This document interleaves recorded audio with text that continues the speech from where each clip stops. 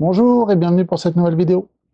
Alors aujourd'hui, je vous fais mon retour d'expérience sur la Rabodego Metabo HC260C que j'ai acheté il y a maintenant 4 ans.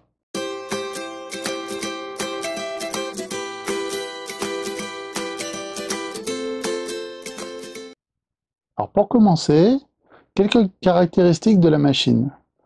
La machine fait 2200 watts.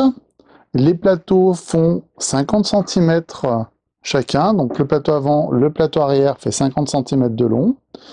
Il fait 28 cm de large.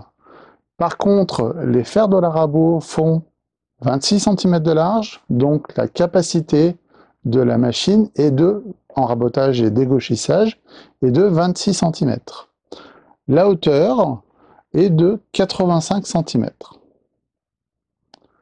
Donc, sur le côté de la machine, on va retrouver un interrupteur de sécurité avec bouton de mise en marche, bouton d'arrêt normal, et puis un bouton de sécurité qu'on va pouvoir venir actionner avec le genou. On va retrouver le mécanisme qui permet de régler la hauteur de la cape de protection. Ici, on va se retrouver avec l'emplacement pour brancher la prise d'alimentation de la machine, parce qu'elle est fournie sans prise d'alimentation. C'est à nous d'acheter un petit cordon. Et puis, à l'arrière de la machine, on va retrouver la manivelle qui va permettre de régler l'épaisseur de rabotage. Voilà pour ce qui est des caractéristiques techniques de la machine. Alors, une Rabodego sert à dresser le bois. La première opération qu'on réalise, c'est le dégauchissage. Et pour ça, il faut qu'on ait des tables bien droites. Et je dois dire qu'à cette gamme de prix, j'ai été très agréablement surpris. Ça, c'est une machine qui coûte à peu près 800 €, donc qui n'est pas du tout une machine professionnelle qui coûte 10 000 €, etc., qui a des super tables en fonte. Là, on est sur de la fonte d'aluminium.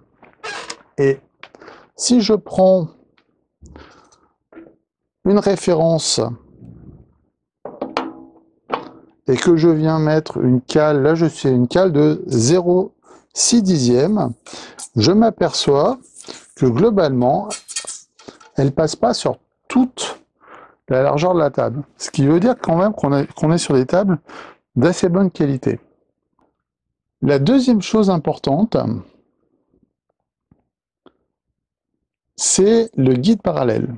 Et là, par contre, c'est pas du tout la même chose.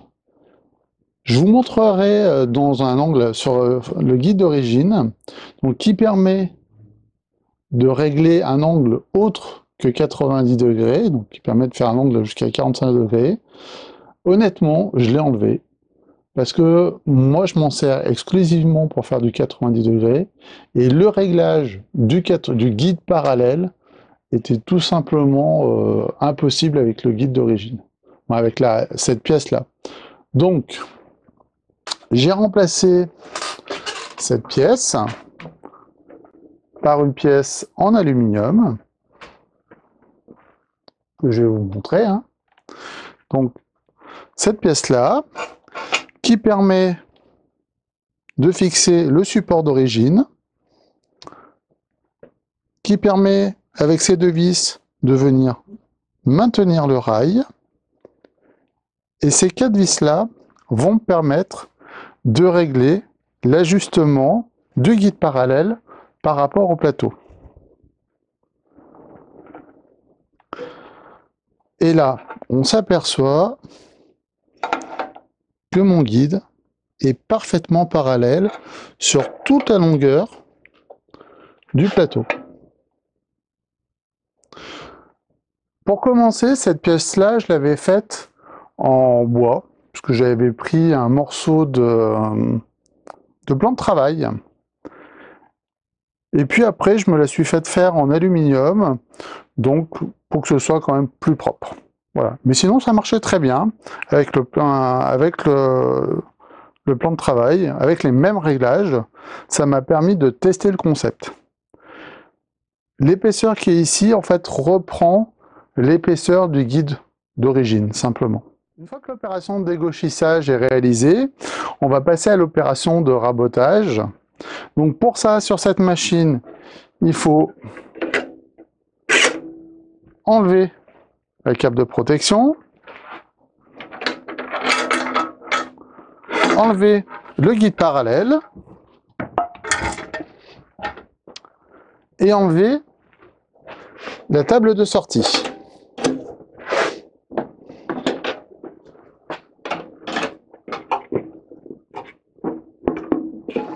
Hop.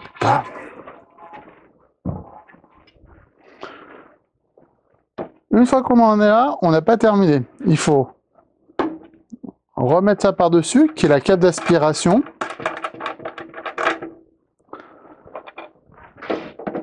Dévisser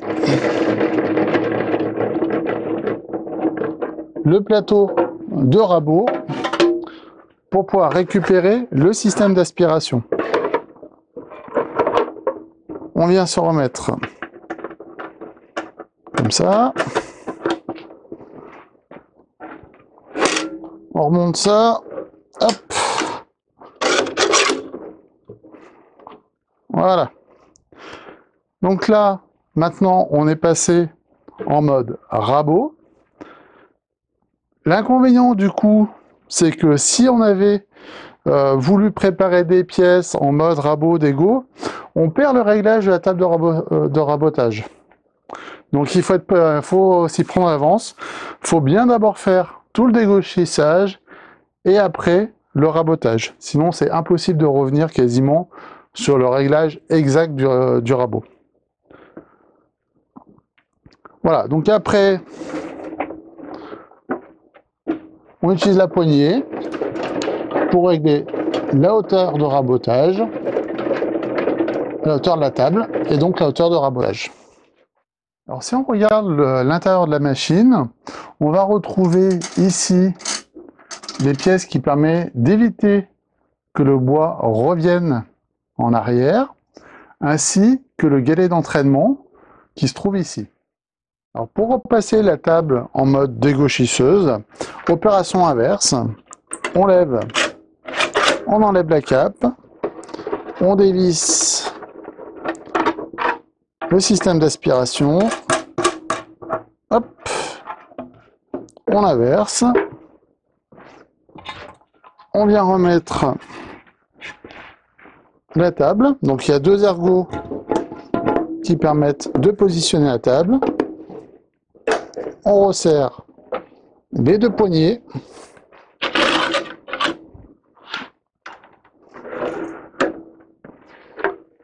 pour remettre ça, donc il faut bien le remettre parce que sinon les interrupteurs de sécurité empêchent le fonctionnement de la table.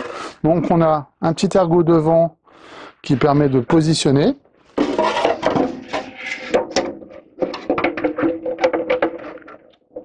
Alors le plus simple, c'est de se servir de la vis intérieure et on va resserrer le plateau jusqu'à ce que ça vienne embuter.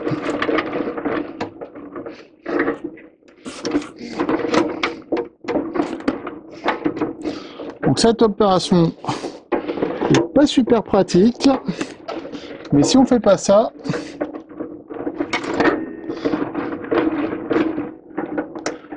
les interrupteurs empêchent le fonctionnement de la rabot.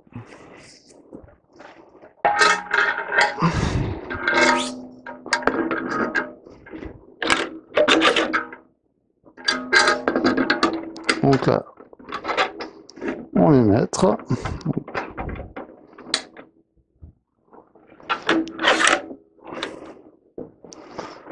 Voilà.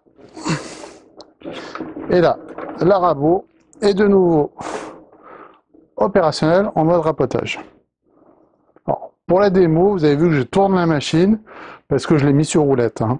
Mais quand je travaille, le système de roulette est remonté et la rabot d'égo est stable sur ses quatre pieds. Alors les points positifs de cette machine, tout d'abord, c'est sa capacité de rabotage, d'égoutissage par rapport à sa taille. C'est une petite machine, hein, elle fait 1,10 m de long, à peu près 60 cm de large, donc ça reste assez compact. Le moteur fait quand même 2200 watts et assez puissant pour passer n'importe quel bois. Alors moi je passe du chêne ou du hêtre, du frêne. Je fais des passes de 1 à 2 mm grand maximum et je préfère passer plusieurs passes. Non pas parce que ça peut pas entraîner, mais simplement parce que, ça évite de faire forcer pour rien la machine. Et deuxièmement, on a un état de surface qui est bien plus propre en faisant des petites passes qu'en essayant de faire des grosses passes. Surtout sur du bois tendre, et notamment en mode rabot, où là, si on fait des passes trop épaisses, on va avoir les marques de l'entraîneur, ce qui est quand même dommage. Donc si on se limite à des passes d'1 mm, 1 mm et demi, ça marche très bien, ça entraîne bien. Alors on peut aussi faciliter l'entraînement en mettant un revêtement pour la glisse, donc un spray, un pain de paraffine. Moi j'utilise une graisse exprès, ça marche très bien et ça facilite vraiment la glisse du bois. Maintenant les défauts. Alors les défauts, un premier défaut, c'est ce guide, cette cape de protection. C'est pas propre à cette machine, mais c'est le système européen, français en tous les cas, où quand on manipule le bois, on est obligé à un moment donné d'enlever la main et de la passer dessus. Donc personnellement, quand j'ai un petit tasseau, quand j'ai des petites largeurs, je garde la cape. Quand je fais des plateaux qui sont assez larges, j'enlève la cape de protection et j'utilise des poussoirs. Ce qui fait que mes mains sont jamais en contact, mais je perds pas non plus l'appui de mon bois, ce qui est quand même plus pratique. Voilà. Après, un autre défaut, mais qui est propre à cette machine, c'est vraiment son guide angulaire d'origine, qui permet de régler le guide parallèle.